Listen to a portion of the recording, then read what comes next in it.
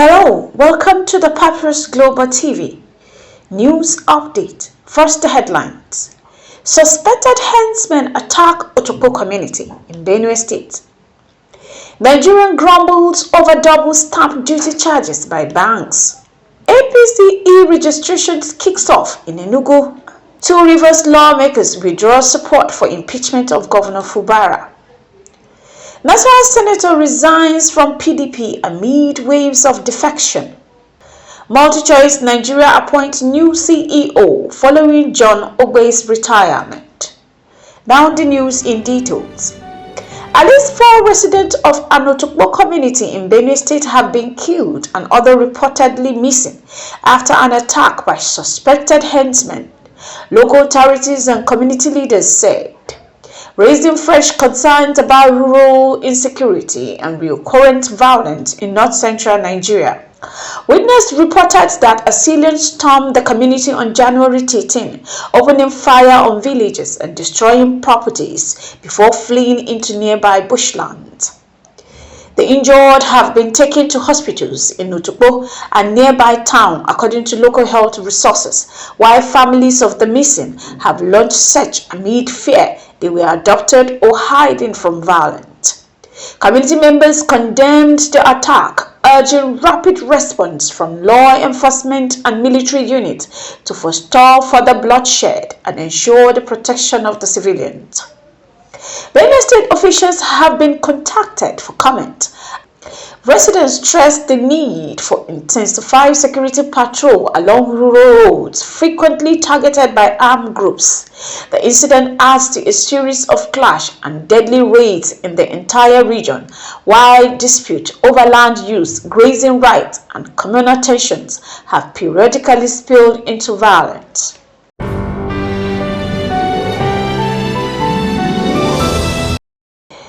Customers across Nigeria have expressed widespread dissatisfaction and confusion over what many describe as double charges on 50 naira stamp duty applied to electronic transactions, sparking a public debate about tax policy, bank practices, and customer rights. The complaints emerged after several account holders reported being charged the levy twice on the same transaction, once by sending bank and again by receiving institution. The dispute charge relates to a recently reversed stamp duty regime that imposed a flat rate of 50 naira fee on certain interbank electronic transfer of 10,000 and above. While the policy aims to simplify fiscal adjustment and improve compliance, many account holders said the implication by some banks contravenes expectations and that the duty should be applied only once per transaction, not at both ends of the transfer, that is, by the sending bank and the receiving bank. Frustrated customers have taken to social media and customer forums to question whether banks are inappropriately passing on extra fees or misapplying the tax, with some vowing to seek redress through the Central Bank of Nigeria and financial consumers protection agencies. Financial analysts noted that while stamp duties are a statutory obligation, effective communication and clear billing practices are essential to avoid confusion and preserve trust in banking system. Banking associations have been approached for the response, and observers said regulators may need to issue clarification or guidelines to ensure consistent application of new charges and prevent unintended financial burden on ordinary account holders who are in reality their clients. The All Progressive Congress APC has formally launched its electronic membership registration exercise in Enugu East Senatorial Zone, marking a strategic effort to build a diligent, viable party registration ahead of 2027 general elections. The flag-off event took place on January 12, 2026 at Akugo Ward 2 in Kano West local government area, signaling the start of intensified party mobilization at the grassroots. The exercise was inaugurated in the hometown of the executive chairman of Nkanu West local government, Honorable Chukuma Obodo, with party officials describing the initiative as a vital step towards strengthening APC organizational structure at the ward and local government level. Organizers said the drive aims not only to increase membership numbers but also to ensure credible, transparent and data-driven party record.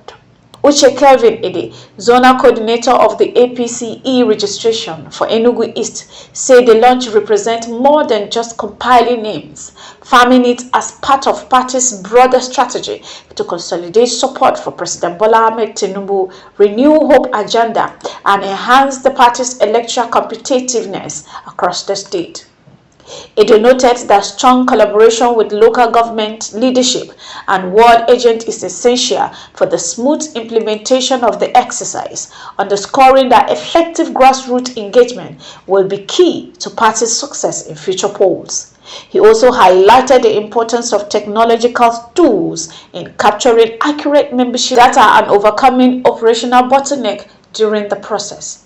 Political analyst says the APC e-registration campaign is part of a nationwide push by the ruling party to solidify its base, modernize international party system, and galvanize support ahead of next election cycle. Two members of Rivers State House of Assembly has withdrawn their backing for the impeachment proceeding against Governor Fubara and his deputy, urging colleagues to de-escalate the ongoing political crisis and pursue dialogue and reconciliation instead. Honorable Silvanus Onwanko, the minority leader representing Omuma State Constituency, and Honorable Peter Ebe, representing Degema State Constituency, announced their change of stance at a press briefing in Port Harcourt on January 12, 2026. The lawmakers said they have reconsidered their earlier support for the impeachment process in light of sustained calls from state elders and community leaders for peace and stability. Onwanko appealed to his fellow legislators to temper justice with mercy and explore alternatives to the impeachment route, warning that continued confrontation could deepen division and distraction from governance priorities. Abe echoes the sentiment, describing the situation as one that necessitates a human-centered approach rather than heightened political conflicts. Their withdrawal comes amid a broader political standoff in Rivers State, where earlier this month 26 lawmakers had issued a notice of impeachment against the governor and his deputy on grounds of alleged misconduct. The latest intervention highlights growing pressure within political and social circles for restrained reconciliation and a peaceful resolution of disputes. Observers said the move by Onwanko and Ebe could signal fractured within the assembly's rank and complicate the trajectory of the impeachment effort, even as the broader legislative process continues to unfold. We will now go on a short break, and when we come back, the news will continue. Stay tuned. The Papyrus Global, we don't just cover events, we create cinematic experiences. From red carpets to birthdays, gala dinners, and your fairy tale weddings, we bring your moments to life with high-tech precision. Our gadgets are smarter, our lenses sharper, and our team simply world-class. Trust the Papyrus Global to tell your story in the boldest, brightest way possible.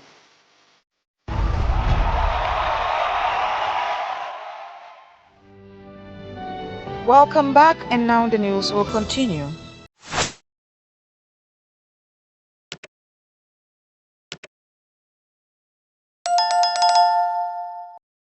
Senator Mohammed Onawo, who represents Nasarawa South Senatorial District in the National Assembly, has formally resigned his membership of the People's Democratic Party, deepening a growing trend of defection from Nigerians' main opposition party ahead of 2027 general elections.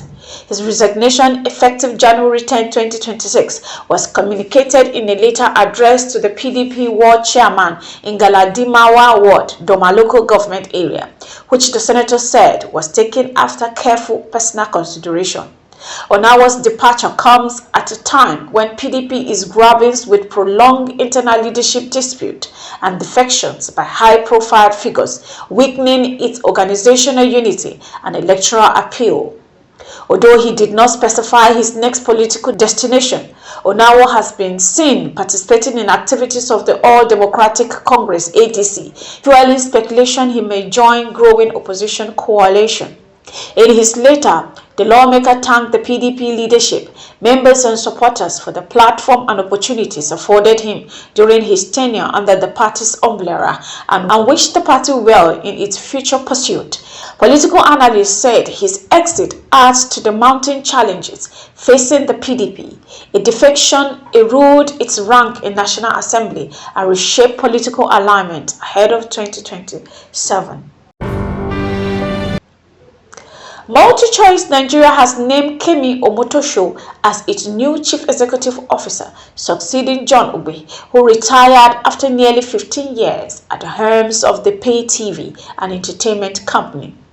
The leadership transition, effective January 2026, was announced by the company in a statement outlining the orderly challenge in management as part of its long-term strategic planning.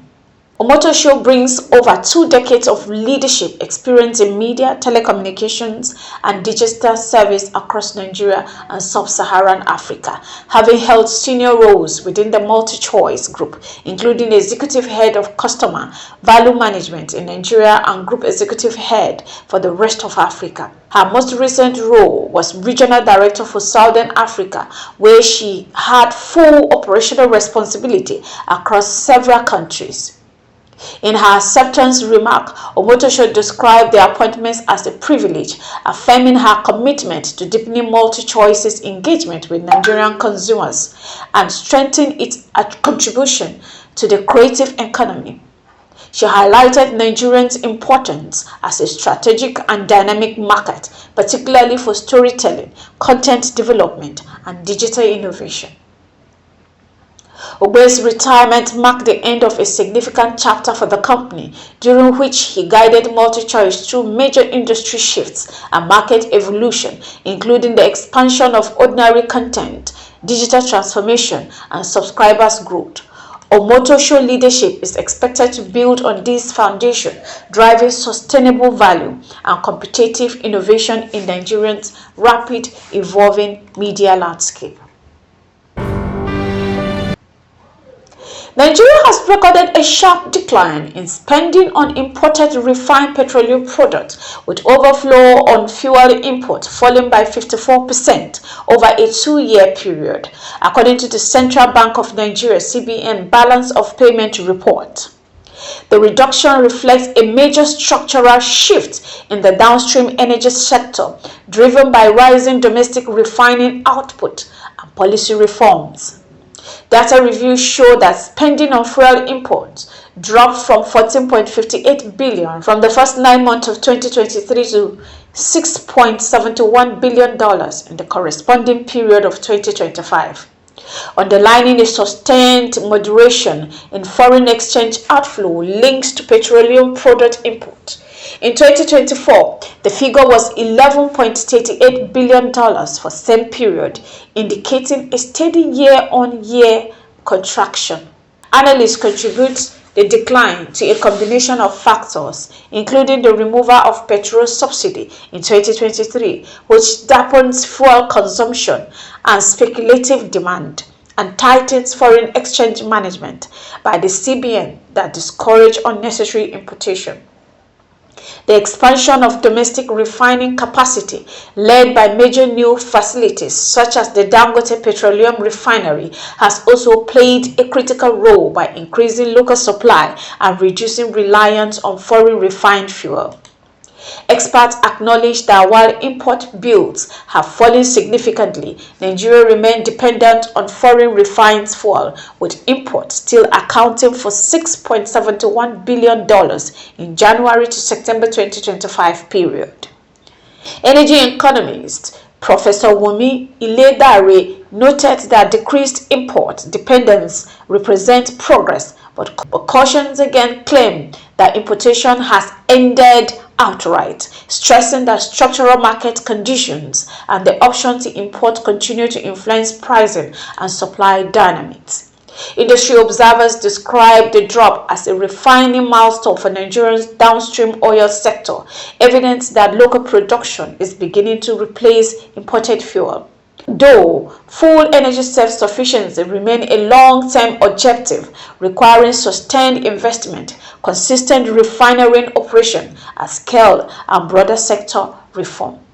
The development comes as Nigeria seeks to ease pressure on its foreign reserve, stabilize the naira, and build a more resilient energy economy, while also addressing the long-standing drain in foreign exchange caused by fuel importation. This has been the Papyrus Global TV.